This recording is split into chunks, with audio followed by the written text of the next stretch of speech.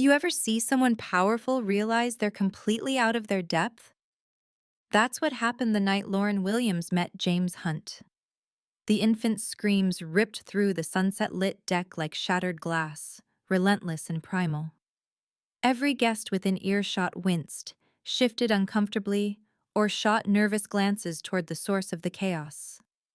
Crew members froze mid-task, uncertain whether protocol demanded intervention or invisibility. But no one dared approach, not when they saw the man holding the child. James Hunt stood rigid near the railing, his jaw clenched tight enough to crack bone. The custom-tailored black suit that normally made him look like vengeance, personified, now seemed to constrict around him like a cage. His normally cold, calculating eyes held a flicker of something foreign, something that sent ripples of shock through everyone who knew his reputation. Panic. Raw, unfiltered panic. The baby, his son, continued to wail, tiny fists clawing against James's chest. 2 months old, and already bearing a weight no infant should carry. 2 months since his mother had taken her last breath in a private medical suite while armed men stood guard outside. 2 months since James Hunt, the youngest leader the Korean underworld had ever crowned, had become something he never thought possible. Helpless. "Sir?" One of his bodyguards leaned in carefully, voice low enough that guests couldn't hear. "We could dock in Monaco early. Call the specialist." "No." James's voice was still wrapped in steel despite the chaos. "We stay on schedule." But the baby didn't care about schedules. He didn't care that his father controlled shipping routes across 3 continents, that rival syndicates paid tribute just for permission to operate, that entire criminal networks had crumbled at his word. The infant only knew hunger, disorientation, and the devastating absence of the warmth he'd known for 2 precious months before it was stolen away forever. James had tried everything. Bottles prepared by the nanny waiting at their Monaco destination, specialized formula, pacifiers that the child spat out with surprising force, rocking motions that felt awkward in arms more accustomed to signing execution orders than soothing cries. Nothing worked. 30 feet away, securing crystal stemware on the outdoor dining tables, Lauren Williams heard those desperate screams and felt her body respond instinctively. A phantom ache bloomed deep in her chest, sharp and familiar. She closed her eyes, forcing down the wave of grief that always came with that sound. 18 months. It had been 18 months since she'd held her nephew in that hospital nursery. 18 months since the tiny heart had simply stopped beating while she sang lullabies in the dark. Congenital heart defect, the doctors had said, as if medical terminology made it hurt less, as if Latin words could explain why a 3-month-old stops breathing in your arms. Sarah had been the only one there. Her sister was in surgery, complications from an emergency C-section. Their mother, dead since Lauren was 12. Their father, vanished before that. Just Lauren, a cruise line steward on emergency leave, holding her sister's son as he slipped away beneath fluorescent lights that hummed like broken prayers. She'd return to work 5 weeks later because staying still meant drowning. Luxury yachts were escape, champagne instead of hospital corridors, laughter instead of machines that beeped their countdowns. She'd worked her way up from river cruises to this, the Hunt dynasty's private fleet, and she'd never looked back. Until now. Now that crying carved through every defense she'd built, and Lauren felt tears prick her eyes even as she gripped the table's edge hard enough to leave marks in the wood. The screaming intensified, and something ancient and unstoppable pulled her gaze across the deck toward the man everyone feared. 20 minutes later, Lauren found herself in a private lounge she'd only glimpsed while cleaning, a space reserved for James Hunt and his inner circle. The door closed behind her with a soft click that somehow felt like a vault ceiling. She wasn't alone. A woman in her 50s, elegant and sharp-eyed, gestured to a leather chair. "Please, Ms. Williams, sit." Lauren remained standing. I should get back to my duties. Your duties have changed. The woman's smile was kind but firm. I'm Mrs. Choi, head of the Hunt household staff. We need to explain what just happened on that deck. I calmed a baby, that's all. That's not all. A man entered from a side door. One of James's lieutenants, the same one who'd tried to suggest docking early. He carried himself with military precision. You triggered something ancient. Something we take very seriously. Lauren's stomach tightened. I don't understand. Mrs. Choi poured tea with steady hands. The Hunt dynasty follows old traditions, Korean underworld customs that predate modern organizations by centuries. One of them concerns heirs. She paused, measuring her words. Any woman who bonds with a Hunt heir, who soothes them, calms them, earns their trust, is considered chosen. The word hung in the air like a verdict. Chosen for what? Lauren's voice came out smaller than she intended. The lieutenant answered, protection, honor, and obligation. His expression was unreadable. You're bound to this family now, sacred, untouchable by our codes. I didn't agree to anything, It's not about agreement. Mrs. Choi's tone softened. It's about what the child chose. He chose you. In our world, that means something. Lauren felt the walls closing in.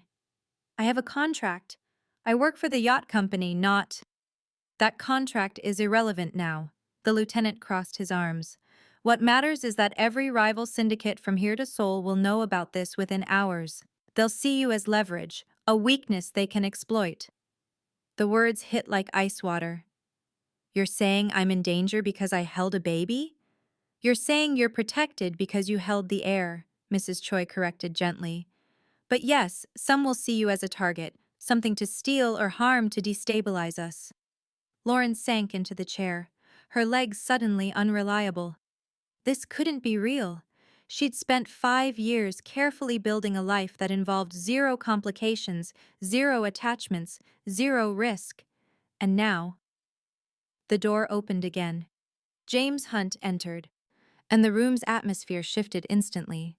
The lieutenant straightened. Mrs. Choi bowed her head slightly. Lauren's heart hammered against her ribs. He looked different without the baby. More controlled. Dangerous in the way she'd always heard whispered about but never witnessed up close. Leave us. His voice was quiet, absolute. They obeyed without question. When the door closed, James remained standing near it, maintaining distance. I owe you an explanation. You owe me a way out of this. Lauren surprised herself with the sharpness in her tone. Something flickered across his face. Respect, maybe. There isn't one. Not anymore. What happened on that deck? He paused, seeming to search for words. My son hasn't let anyone calm him since his mother died. Not the nanny, not me. No one. Lauren's anger faltered. How long ago? 8 weeks. The words came out rough. Complications during delivery. She held him once before. He stopped, jaw working. The grief was so raw it hurt to witness. I'm sorry, Lauren whispered. James nodded once, sharp. He's been inconsolable since. Refuses bottles, fights sleep. The specialist said it was trauma response. Infant grief. He finally met her eyes. Then you hummed some lullaby, and he just... stopped. The weight of it settled between them. I can't stay with a baby, Lauren's voice cracked. I can't. I lost someone too. My nephew. I can't go through that kind of attachment again. I'm not asking you to. James took a step closer, still careful. I'm asking you to stay visible to him tonight. Just tonight. Let him see you're real, that you're safe. Tomorrow, we'll figure out the rest. Everything in Lauren screamed to refuse, to walk away from this beautiful broken child and his dangerous father, and the impossible tradition that had somehow ensnared her. But she remembered the way the baby had pressed his cheek to her chest, the way his tiny fist had gripped her uniform. the peace that had settled over his features like he'd finally found something he'd been desperately searching for. Just tonight, she heard herself say. James's shoulders dropped slightly. Relief he couldn't quite hide. Thank you. He turned to leave, then paused at the door. Lauren, you saved something precious to me tonight. I won't forget that. Then he was gone, and Lauren was alone with the enormity of what she'd stepped into. Through the walls, she heard voices in the corridor, low, urgent. Has to be moved to secured quarters. Double the perimeter watch. She's the chosen now. That makes her a target. Lauren closed her eyes and wondered what mercy she'd thought she was offering when all she'd done was walk them both into a different kind of storm. Morning arrived with artificial normalcy. Lauren reported to the dining deck at 6 a.m. as always, but nothing was the same. 2 guards shadowed her to the supply closet. Another stood watch while she polished silverware. When she moved to set breakfast tables, they followed 3 steps behind, silent, armed, and impossible to ignore. Is this necessary? She finally asked. The nearest guard, a man built like a concrete wall, didn't even blink. Orders, ma'am. Ma'am. Yesterday she'd been invisible. Today she was someone who warranted protection. The guests noticed. Lauren felt their stares as she worked, heard the whispers that followed her like perfume. A woman in diamonds leaned toward her companion, voice carrying across the deck. That's her, the black steward who silenced the Hunt heir. They say it took 30 seconds. I heard she sang something, some kind of spell. Don't be ridiculous, though I suppose there's magic in the right touch. Their laughter was polite, curious, hungry for details. Lauren kept her head down and focused on crystal that didn't need polishing. By noon, the tension had shifted.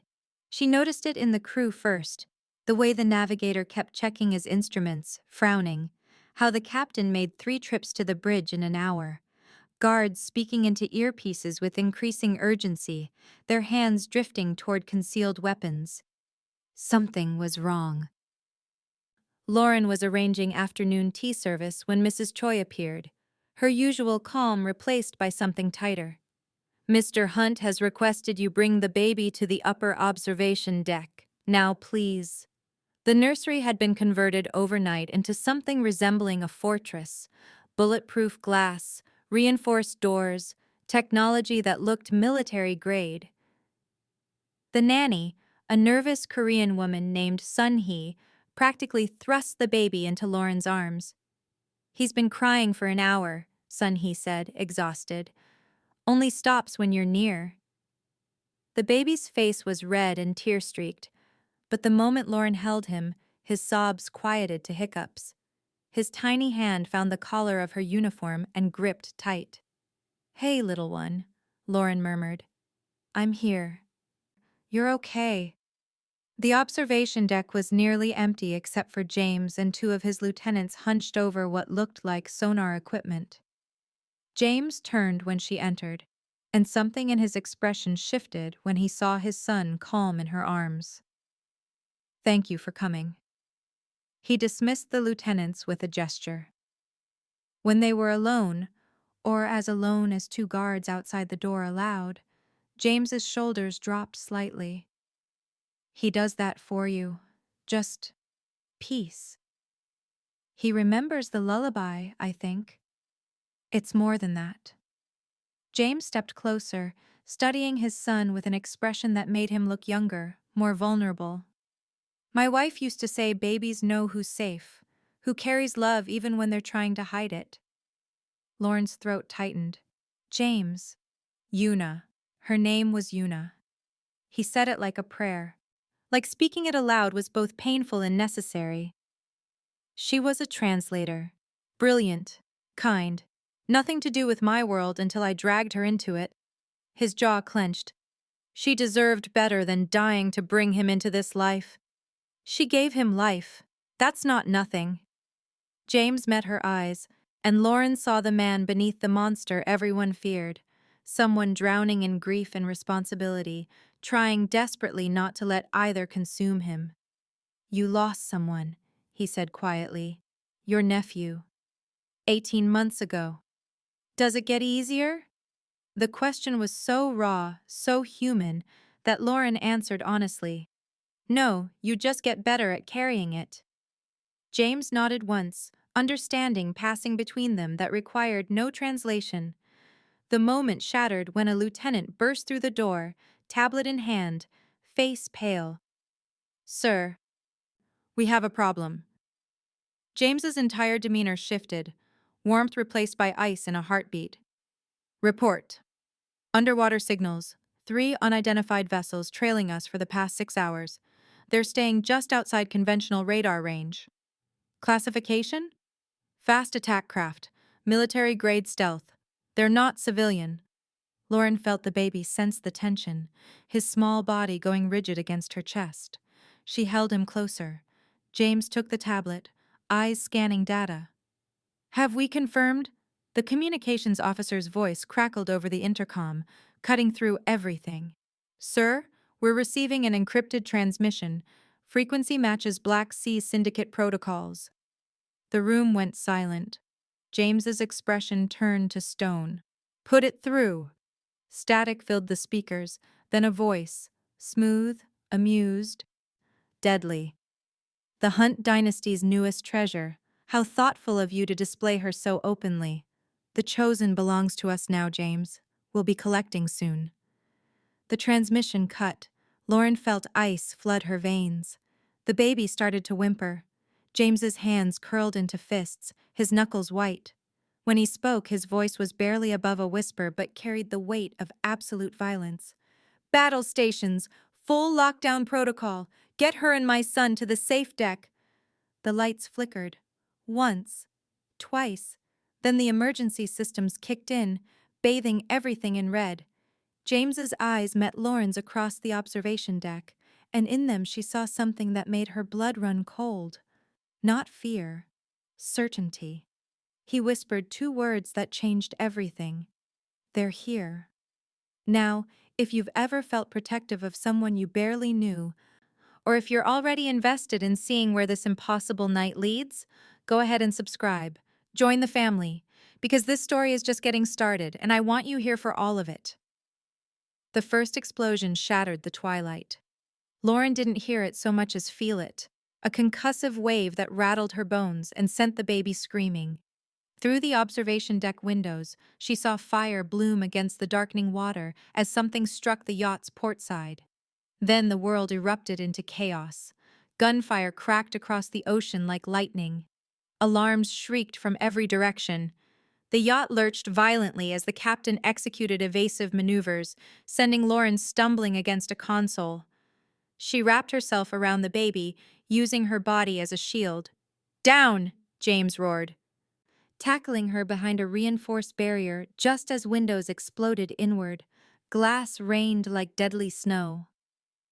Outside, 3 attack boats cut through the water, sleek, black, bristling with weapons. Muzzle flashes lit up their decks as they unleashed hell on the Hunt Dynasty yacht. James's guards returned fire, but they were outnumbered and outgunned. "The safe deck, now!" James grabbed Lauren's arm, hauling her toward the exit. His other hand held a weapon that seemed to materialize from nowhere. They ran. The corridors were pandemonium. Crew members fled toward designated shelters. Guests screamed, abandoning champagne glasses and designer shoes in their panic. Guards shouted coordinates, establishing defensive positions. Lauren held the baby against her chest, one hand cradling his head as she sprinted behind James. The infant's cries were lost beneath the cacophony of violence. Another explosion rocked the yacht. Lauren slammed into the wall, barely keeping her footing. James caught her before she fell, his grip iron strong. "Stay with me," he commanded, and there was something in his eyes, not just authority, but desperation. "Don't let go." They descended 2 levels, James clearing corners with military precision. Twice, enemy combatants appeared. Twice, James dropped them with shots so quick Lauren barely registered the movement. He was a different creature now, not the grieving father or the vulnerable man from the observation deck. This was the monster the underworld feared. They reached a reinforced door marked with Korean characters. James pressed his palm to a biometric scanner. Steel bolts disengaged with heavy thunks. Inside. Now. The safe deck was smaller than Lauren expected. Part panic room, part nursery, with walls that looked thick enough to survive a missile strike, medical equipment, supplies, communication systems, everything needed to survive a siege. James ushered her inside, then turned back toward the corridor. "Wait!" Lauren grabbed his arm. "You're leaving?" "I have to protect this yacht. Protect you." His jaw was set, absolute. "This room is the safest place on the ship. Nothing gets through these walls." "James? Promise me you'll keep him safe." He looked at his son, something breaking across his features. "Promise me." "I promise." He nodded once, then disappeared into the chaos. Lauren sealed the door behind him, her hands shaking as she engaged the locks. Through the reinforced cameras, she watched James move back into the firefight, fluid, lethal, unstoppable. She watched him take a bullet to the chest, her breath caught. But James didn't fall. Body armor. He staggered, then kept moving, returning fire with mechanical precision. Another round caught his shoulder, spinning him sideways. He absorbed the impact and kept advancing, driven by something beyond pain or reason. Fury. Fear.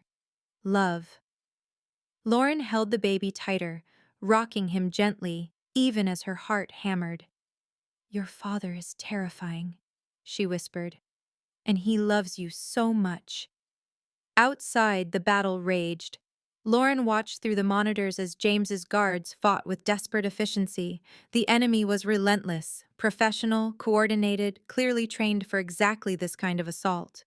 Then she saw it. One of the attack boats broke formation, speeding directly toward the yacht's lower hull, specifically toward the section where the safe deck was located. "No," Lauren breathed. On the monitors, James saw it too. His expression transformed into something primal. He screamed orders, redirecting his guards, sprinting toward the lower decks even as bullets chased him. He wouldn't make it in time. The attack boat pulled alongside. 4 figures in tactical gear deployed something against the hull. Charges, Lauren realized with ice-cold horror.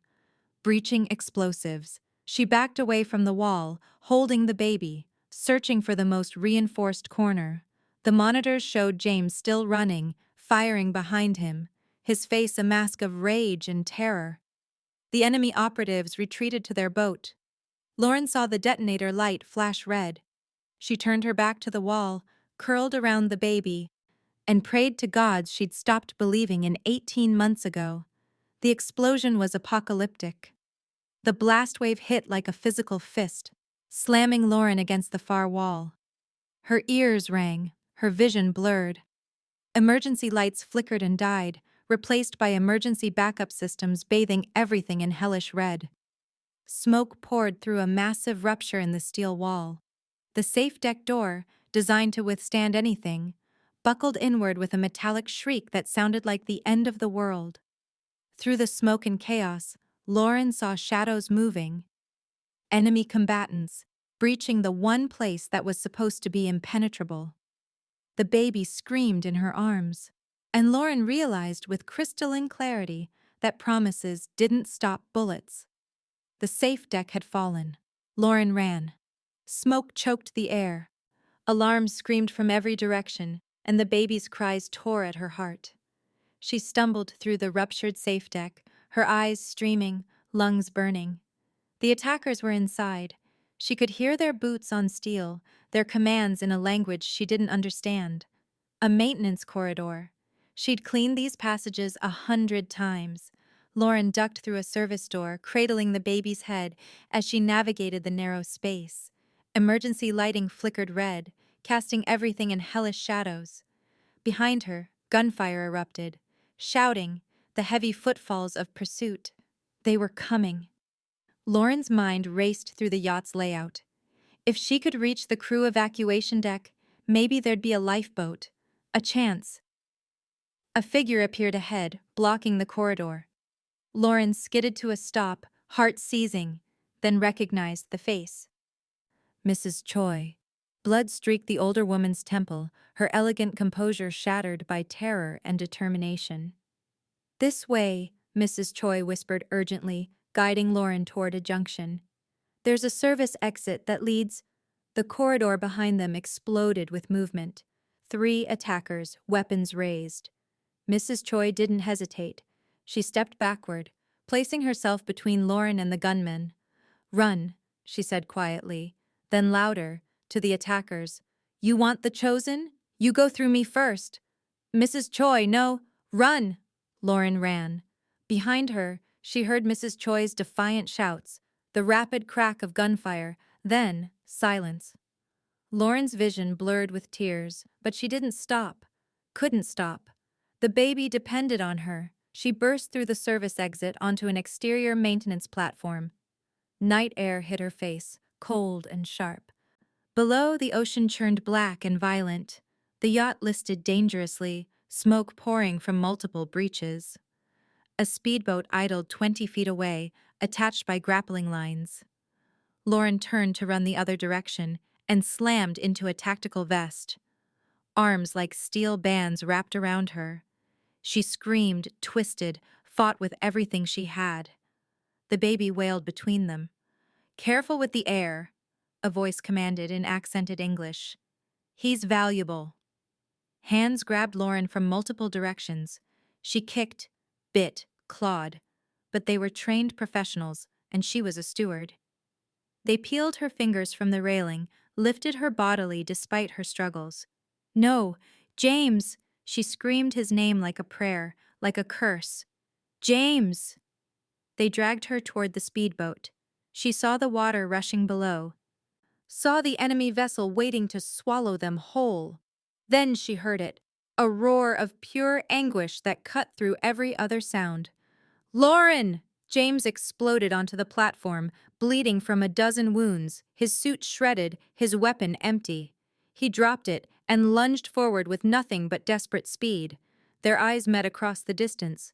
Lauren saw a man losing everything, saw the monster stripped away to reveal something raw and human and breaking. His hand reached for her, close enough that she could see his fingers shaking. "Lauren, hold on." They threw her into the speedboat. The last thing she saw was James diving into the black water, his mouth open in a scream she couldn't hear over the engine roar. His hand stretched toward her, grasping at nothing, and the look on his face was something she'd carry forever. The speedboat screamed away into the darkness. The compound materialized from the night like something from a nightmare, a fortified island bristling with weapons and walls. Lauren was hauled from the boat and marched through corridors that smelled of salt and steel. The baby still clutched against her chest. They brought her to a room that was too elegant to be a cell, but locked from the outside. Guards posted at the door. No escape. An hour later, he arrived. The man who entered looked like someone's grandfather. Silver hair, expensive suit, kind eyes that held absolutely no warmth. 2 bodyguards flanked him. "Ms. Williams." His English was perfect, cultured. "I apologize for the rough journey. I'm Viktor Morozov.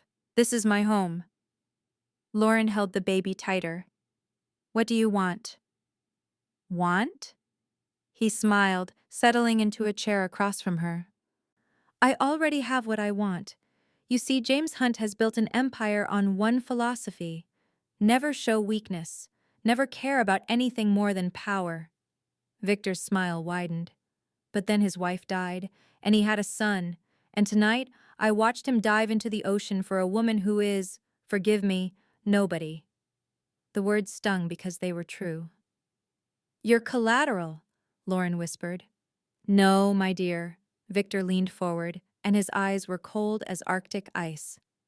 "Collateral is leverage. You're not leverage." He gestured to the window, where lights blazed across the compound. Communication arrays, weapons, an entire syndicate mobilized. James Hunt has a weakness now, you, and weakness in our world is blood in the water. Victor stood, adjusting his cuffs with practiced elegance. He'll come for you.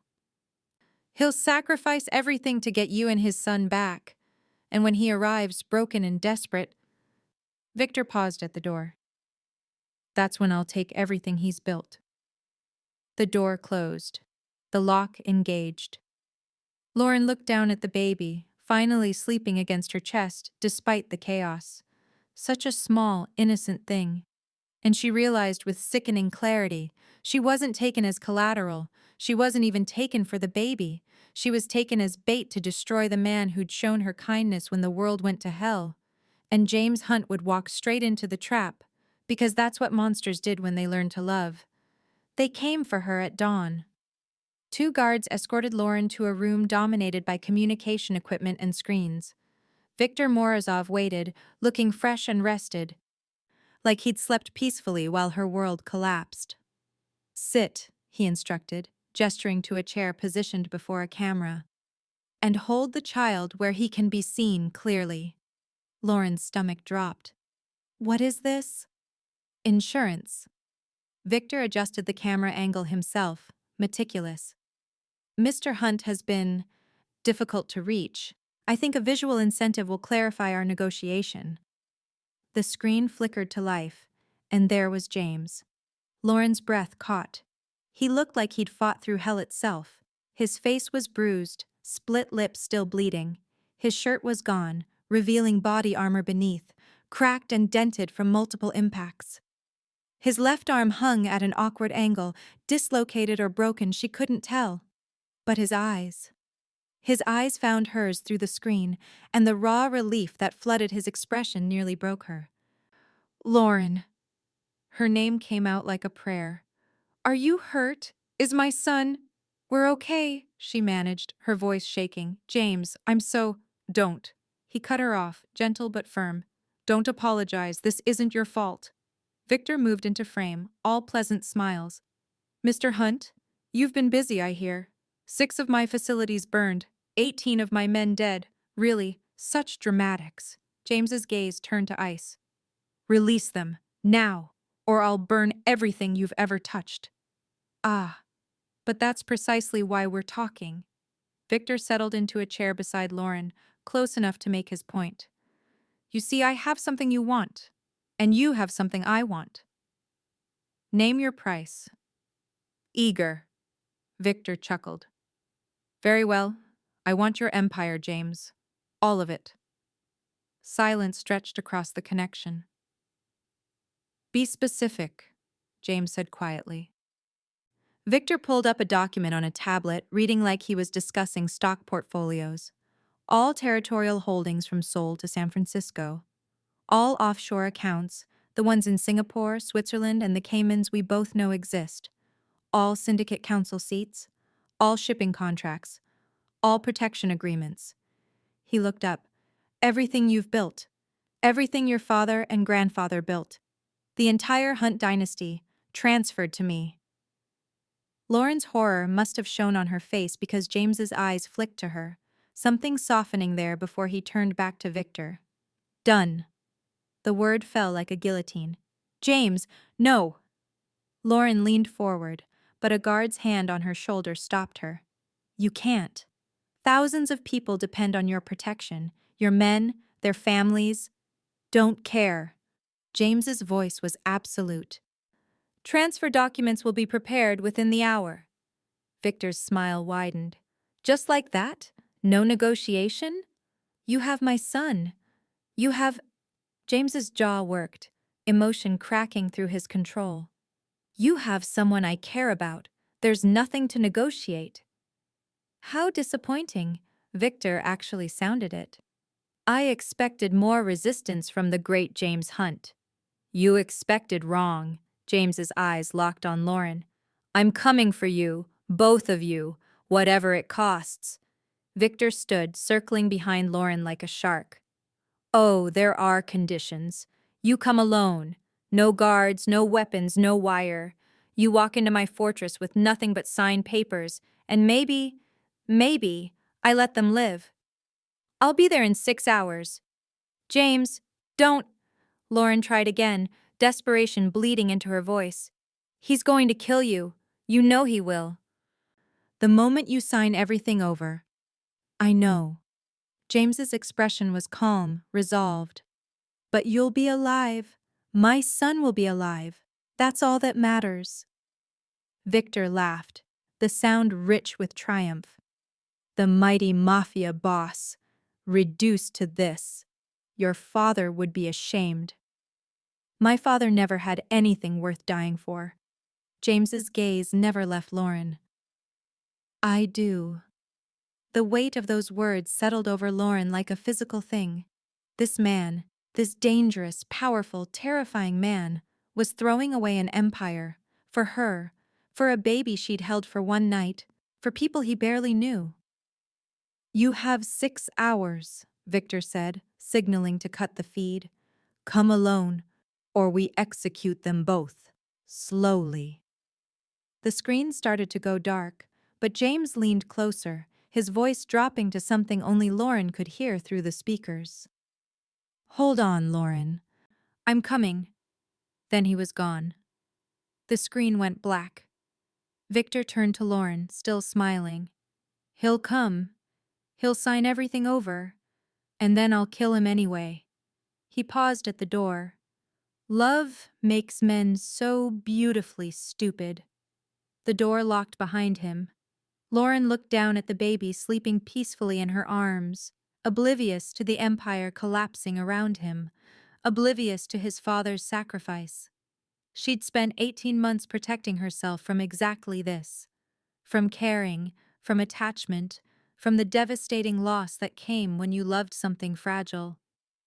But somewhere between a crying baby and a mafia boss's desperate eyes, she'd stopped protecting herself.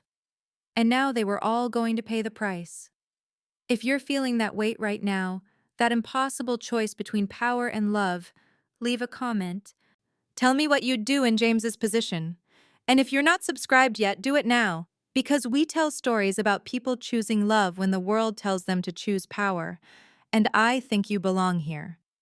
James Hunt arrived exactly on time, walking through the fortress gates like a man approaching his own execution.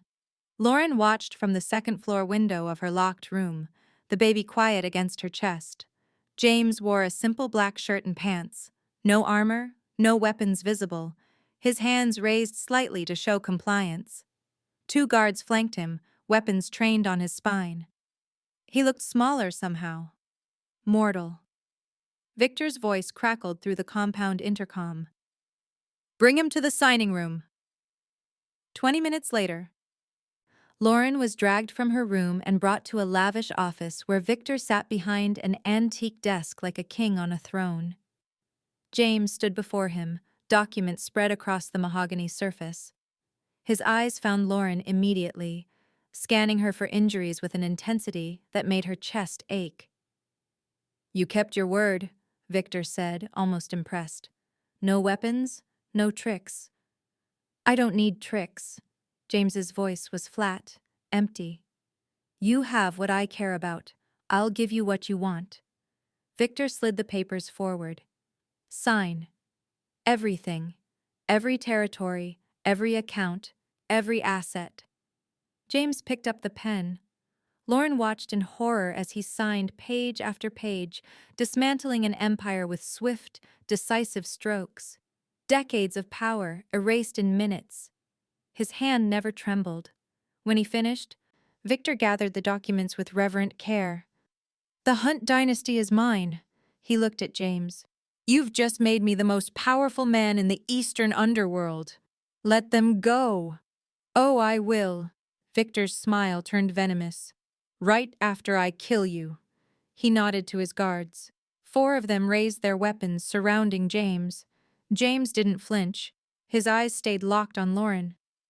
Get her out of here first. No. Victor stood, drawing his own pistol. She watches. She sees what happens to men who choose weakness over power. The guard holding Lauren's arm loosened his grip slightly, just enough to reach for his radio when it crackled with an incoming message. Lauren didn't think. She grabbed the metal serving tray from the side table and swung it with every ounce of strength she had. The edge caught the guard across the temple with a sickening crack. He dropped. Chaos erupted. James moved like lightning despite his injuries. He twisted sideways as the guards fired, using the falling man's body as a shield. His hand shot out, disarming the nearest attacker with brutal efficiency.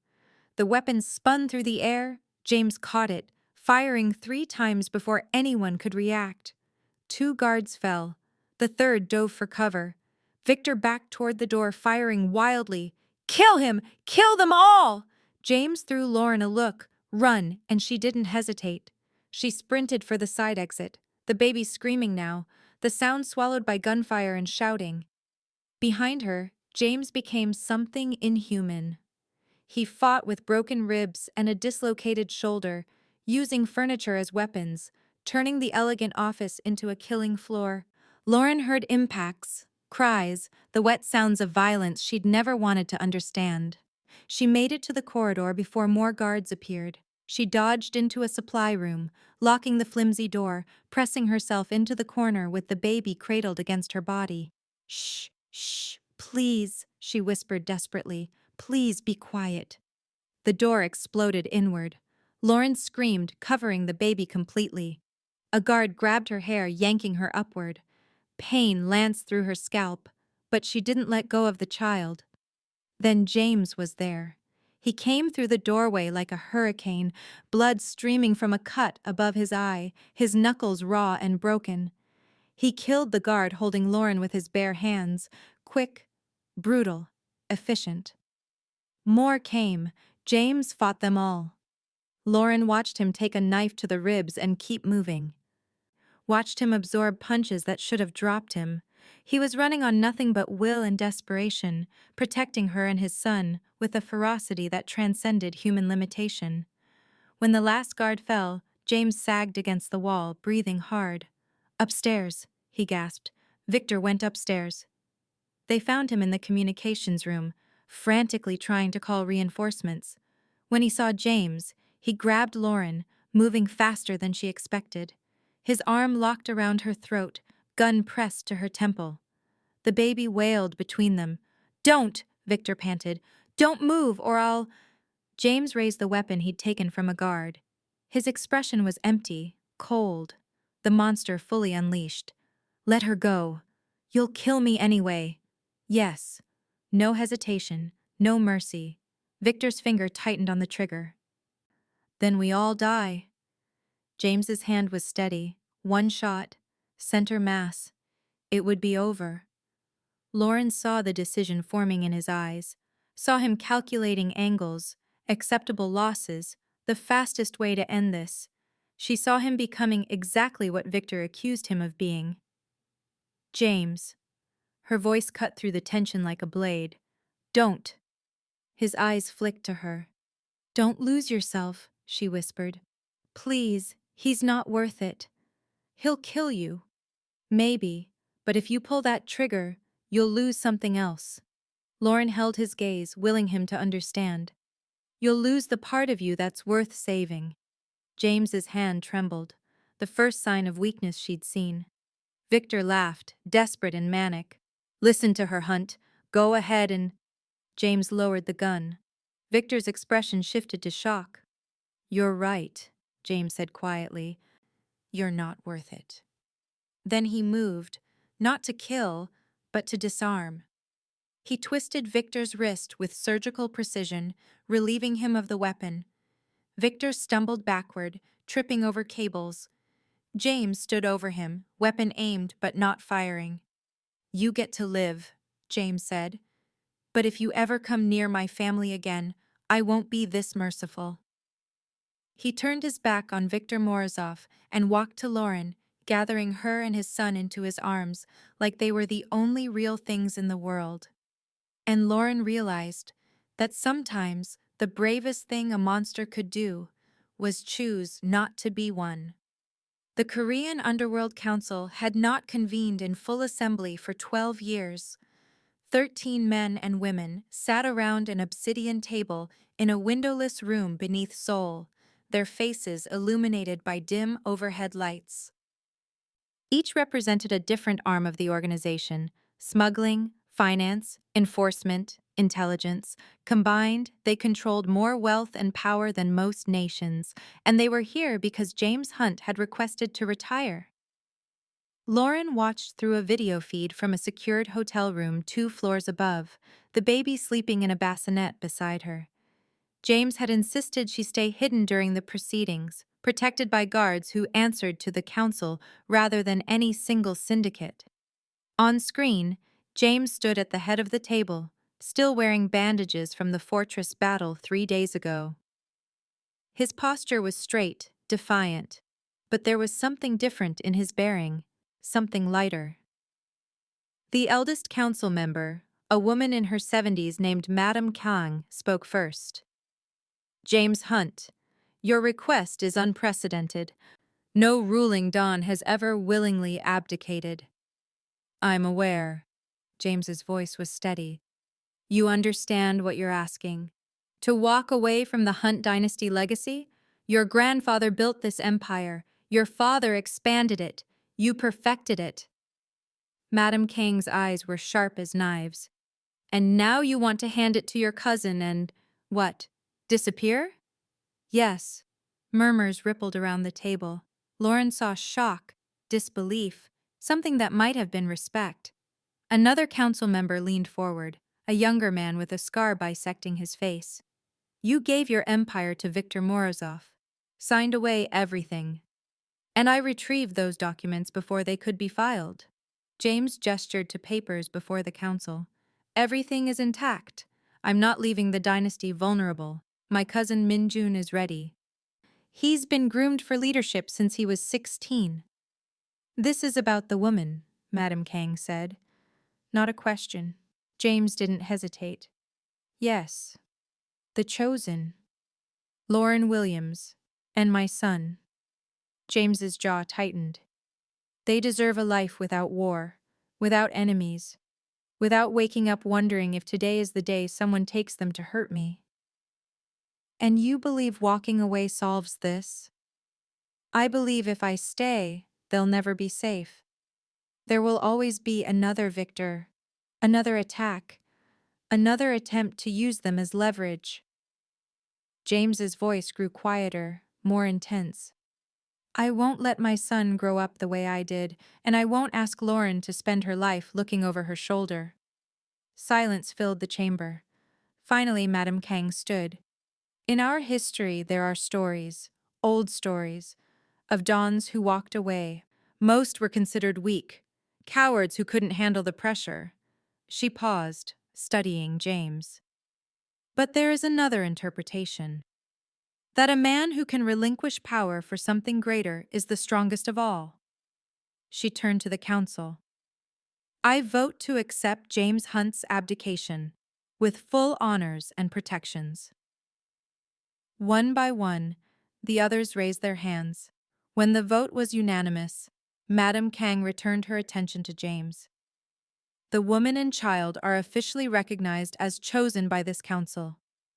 Any syndicate that harms them answers to all of us. They are sacred, untouchable. James bowed his head. Thank you. Your cousin Minjun will assume control immediately. You have 1 week to transfer knowledge and close affairs. Madame Kang's expression softened almost imperceptibly. After that, James Hunt, you are free. Live well. 6 days later, Lauren stood on the balcony of the Seoul Hotel, watching the city lights blur into stars. Behind her, James was packing the last of their belongings, a life condensed into 3 suitcases and a diaper bag. The baby cooed from his carrier, reaching for the mobile someone had hung above him. He likes the lights, James said, coming to stand beside her. Lauren turned to look at him. He was different now, still dangerous, still carrying that edge, but something had loosened in his shoulders. The constant vigilance had dimmed. Are you sure about this? she asked. Giving up everything? I'm not giving up everything. James looked at his son, then at her. I'm choosing everything that actually matters. Your cousin will be a better leader than I ever was. He wants the power. I only ever wanted. He trailed off, searching for words. I don't know what I wanted, until I watched you calm my son and realized that peace was possible. Lauren's throat tightened. I'm just a steward who hummed a lullaby. You're the woman who stopped me from killing Victor, who showed me there was something worth being besides a monster. James took her hand, his touch careful, reverent. You saved me, Lauren. Not just my son, me. She looked down at their joined hands, his scarred and calloused, hers smaller but steady. Where do we go? She whispered. Somewhere quiet. Somewhere the ocean sounds different. Somewhere my son can grow up without learning to sleep through gunfire. James turned her to face him fully. Somewhere we can figure out what normal people do with their lives. Lauren laughed despite herself.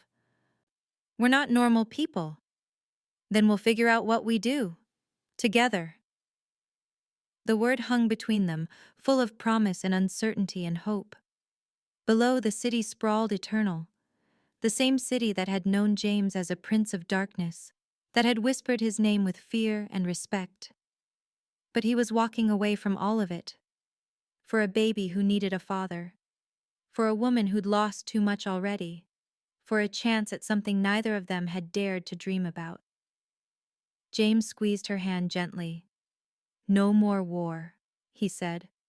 Lauren squeezed back. Just us.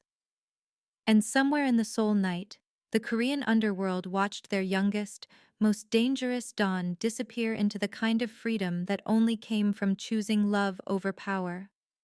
The empire would endure. But James Hunt had finally found something worth more than ruling it. The coastal town of Yosu existed in the kind of quiet that felt like a different planet. No gunfire, no encrypted radios, no guards stationed at every corner, just fishermen mending nets at dawn, elderly women selling fresh catch at the market, and children chasing gulls along the shore. Lauren stood in the doorway of their small house, watching James push their son on a weathered swing set he'd installed last month. The baby, 9 months old now, squealed with delight, his chubby hands gripping the chains as his father pushed gently, carefully, like the child was made of spun glass.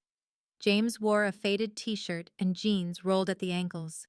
His tattoos were visible, stark against his skin, but here no one knew what they meant. To the neighbors, he was just the quiet man who'd moved in with his American partner and their baby. The one who worked at the boatyard repairing engines and never talked about his past.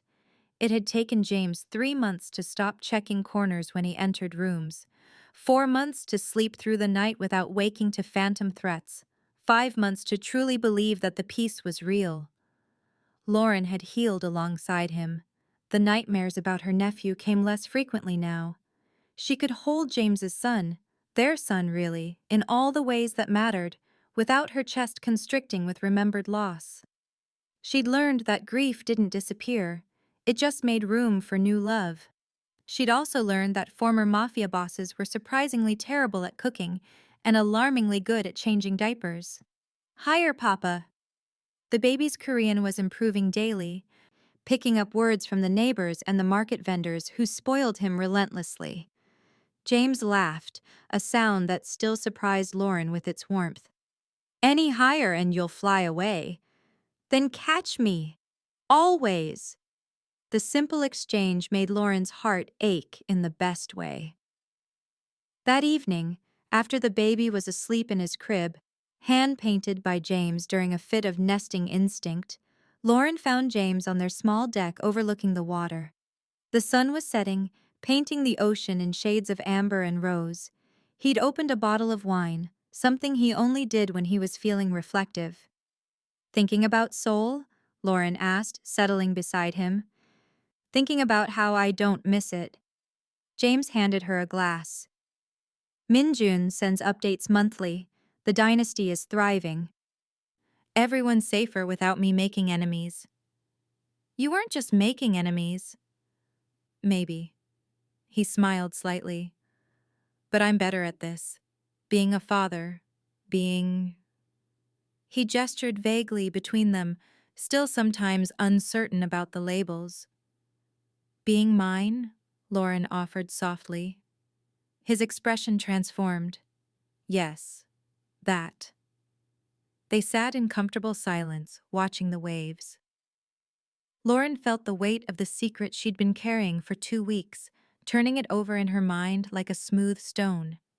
She'd wanted to be sure, wanted to choose the right moment. This moment, she realized, with the ocean whispering and the baby sleeping safe inside and James finally at peace. This was right. Lauren took his hand and placed it on her stomach. James looked at her confused. Then understanding dawned, and his entire body went still, and then... Lauren, his voice cracked. Are you... I'm pregnant. For a long moment he didn't move, didn't speak, just stared at where his hand rested against the barely there curve of her belly. Then his eyes filled with tears he didn't bother hiding.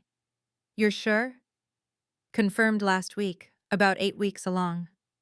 James made a sound somewhere between a laugh and a sob. He slid from his chair to his knees before her, pressing his forehead to her stomach like he was praying to something sacred. I never thought... He couldn't finish. His shoulders shook. Lauren ran her fingers through his hair, her own tears falling freely. We're having a baby, James. A family.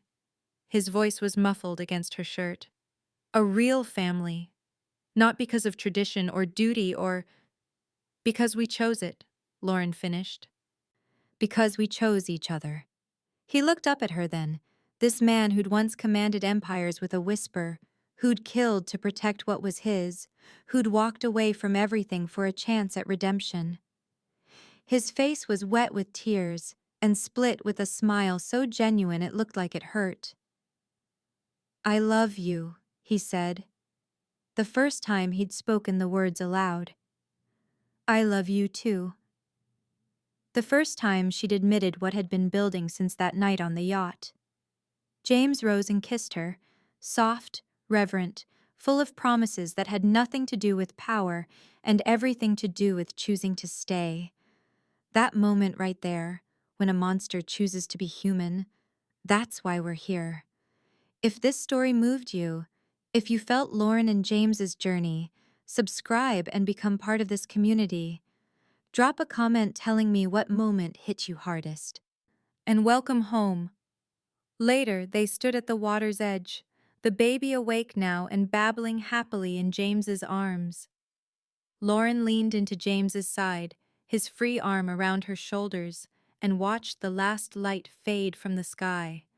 No bodyguards, no enemies, no empire weighing on their shoulders. Just a family, broken pieces that had somehow fitted themselves together into something whole. What do you think? James murmured.